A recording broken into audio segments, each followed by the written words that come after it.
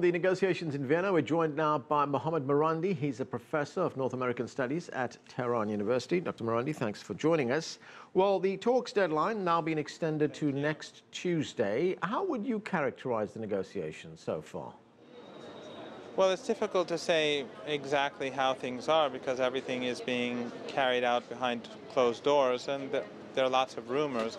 But I think that the negotiations are probably very difficult and there are major differences.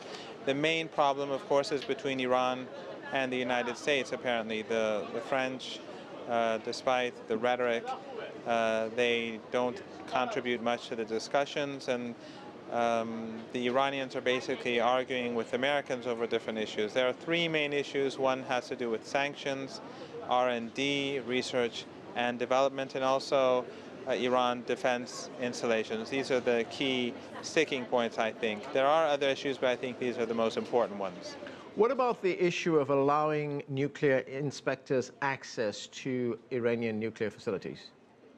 Well, for Iran, that's not a problem. All of Iran's nuclear facilities are being monitored 24 hours a day, 7 days a week by the IAEA, and of course this has been happening for many years, ever since the beginning of the program, the nuclear program. What is being discussed is access to defense as well as other sites that have to do with Iranian national security. The Iranians are completely against this, basically because the Iranians believe that the IAEA is not, let's say, unbiased, and it has passed on information to Western intelligence agencies before.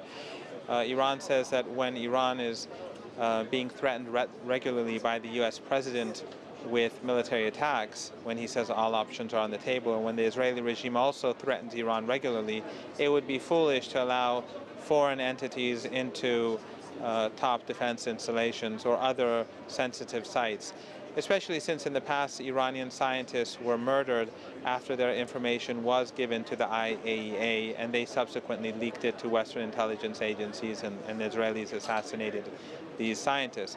So that is one major sticking point. And also, of course, the Iranians are completely opposed to Iranian scientists as well as military officials being interviewed by, again, IAEA officials because of what happened to scientists in the past. And on the question of research and development, Iran wants to retain that capability. What is the situation? Is that being opposed by the United States? Iran says it wants to retain that capability for energy needs. Yes, I think that my understanding is that that is a smaller problem, and that the Iranians have said that we're willing to slow down certain elements of the nuclear program for a specific period of time, but the United States can't prevent Iranian scientists from thinking or developing new technologies, whether it's in the nuclear field or any other field. Iran has invested heavily in high-tech industries, whether it's nanotechnology, stem cell research, satellite technology, and other fields. And the nuclear program falls within that broader context. So I think my understanding is that the United States has sort of, to a large degree, backed down, and some sort of compromise solution has been found. Now we have the head of the International Atomic Agency. He's in Tehran right now to meet with President Hassan Rouhani. What can we read into that meeting? It's a pretty high-level meeting.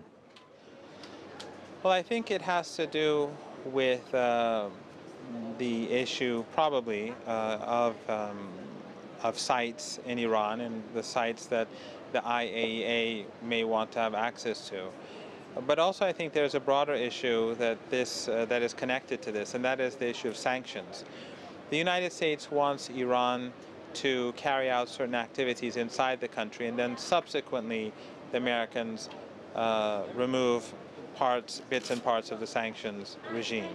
The Iranians are saying that's unacceptable because the Iranians are saying that if we reconfigure parts of the nuclear program, or for example, if we remove the heart of the Arak reactor, that would be very costly, and if the Americans don't carry out their side of the bargain, that would set the Iranian nuclear program back a long while. So the Iranians are saying that we don't trust the Americans, and they have good reason not to trust them because they've had bad experiences in the past with the Americans. So what they're saying is that it has to be simultaneous and stage by stage. So if we're going to have an agreement, when we begin to dismantle parts of the nuclear program or certain centrifuges or remove them from an installation, then the Americans simultaneously have to remove the sanctions on the banking industry, for example. Well, as you point out, the negotiations now at a stage, it's been extended for a few more days. We don't really know what's happening, as you pointed out, because it's all taking place behind closed doors.